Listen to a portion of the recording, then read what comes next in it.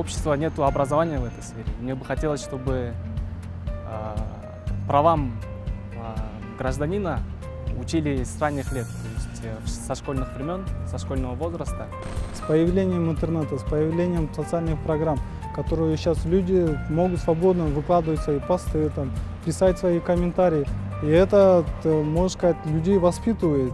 И я так думаю, через определенное время может у нас улучшится правовая культура, чем нежели на данный момент. Да? В первую очередь мы должны улучшить качество образования, правильно воспитывать наших детей, прививать им эмпатию, так как правовая культура – это прежде всего уважение друг к другу.